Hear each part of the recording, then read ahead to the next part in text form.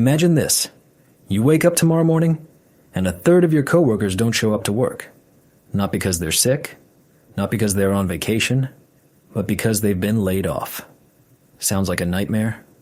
For Germany, this is becoming the reality of 2026. Fresh data from the German Economic Institute has literally exploded across the information space. Every third German company is planning mass layoffs next year. But that's not all. In manufacturing, the heart of the German economy, the numbers are even worse. 41% of enterprises are preparing for job cuts. Let's take a second to understand the scale here. Germany is the fourth largest economy in the world, the engine of the entire European Union. And now this engine is stalling. Now here's what's really interesting. Why is this happening right now? And more importantly, who's next? We'll get to that in a minute. But first, let's break down what's going on inside German companies. The survey results paint a picture of economic paralysis. A third of German enterprises aren't planning to invest in development at all. Think about that. They're not reducing investments, they're just setting them to zero. Another 33% of companies are postponing or completely freezing new projects. That means no new factories, no research centers, no innovation. The economy is essentially going into hibernation. Take a concrete example. Chemical giant BASF, the world's largest chemical producer, has cut 6,000 jobs in Germany alone over the past 2 years. Their main plant in Ludwigshafen, a real city within a city where 39,000 people work, is now in question. Now pay attention.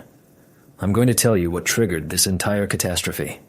And it's not the pandemic, not the war, not the sanctions themselves. It all started with energy.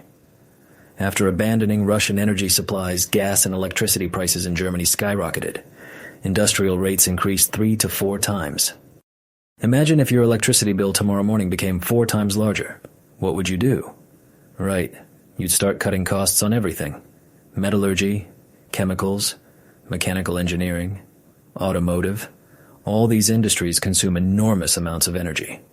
And all of them are now in deep crisis. Volkswagen, the symbol of German automotive engineering, is considering closing factories in Germany for the first time in its 87-year history. Not relocating, not mothballing, closing. A company that produces every 4th car in Europe doesn't see a future in its homeland. Siemens Energy cut 7,800 employees worldwide, with the main blow falling precisely on Germany. By the end of 2024, the number of unemployed in Germany exceeded 2.8 million people. For comparison, in 2022, there were 2.4 million. Growth over 2 years, almost 500,000. But here's what's really frightening. Experts predict that by the end of 2026, every third worker in the country could be without a job. Every third person. This isn't just statistics. These are your neighbors, colleagues, friends. Large corporations can at least relocate production to other countries. But what about small and medium-sized businesses, which make up 99% of all German companies and provide 60% of jobs? Family bakeries that have existed for 100 years are closing because their electricity bill became larger than their revenue. Small mechanical workshops that supplied parts for the automotive industry are left without orders. Restaurants in tourist cities are empty because people don't have money to go out to eat. Inflation is eating away at income, demand is falling, and entrepreneurs are forced to save on everything, from raw material purchases to employee salaries. Now imagine that you're not only fired, but also evicted from your apartment. Sounds like science fiction? For many Germans, this is already reality. Rising interest rates have frozen new housing construction. At the same time, rental costs in Berlin, Munich, and Hamburg have increased by 30 to 40% in just 2 years. A concrete example. A 1-bedroom apartment in central Berlin that cost €800 per month in 2022 now runs 100 to 200 euros, and the average salary hasn't increased. Social services are sounding the alarm. By the end of 2026, up to half of low-income citizens could be without permanent housing. Shelters are overcrowded, waiting lists for social housing stretch for years. It would seem that the state should intervene, help, launch support programs, and there are programs. The problem is different. They don't work. German bureaucracy, always considered a model of efficiency, has turned into a brake on progress. Subsidy applications are reviewed for months. Money reaches recipients with huge delays, and the requirements are so complex that small businesses simply can't meet them. The German press increasingly uses the terms reform paralysis and crisis of governance. A system that worked for decades has failed.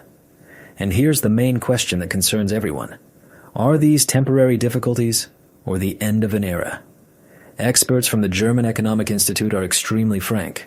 Without radical changes, Germany risks losing its status as Europe's industrial center forever. The country is already openly discussing a scenario of social collapse. Mass unemployment, falling living standards, social discontent that could escalate into a political crisis. History knows examples of when economic problems destroyed the most stable states. What's happening now in Germany? Many analysts call the end of the German economic miracle. From a stable, wealthy, prosperous power, only memories remain. The government is trying to keep the system afloat with temporary measures, subsidies, loans, support programs. But this is like trying to save a sinking ship by bailing out water with a bucket. Without access to cheap energy, without massive investments, without deep reforms, even such a powerful economy won't survive. And in Berlin, they're increasingly admitting what they previously wouldn't say out loud. The crisis won't pass quickly. It's only just beginning. So what do you think? Can Germany overcome this crisis? Write your opinion in the comments. And subscribe to the channel so you don't miss how this story develops. Trust me, there will be more to come.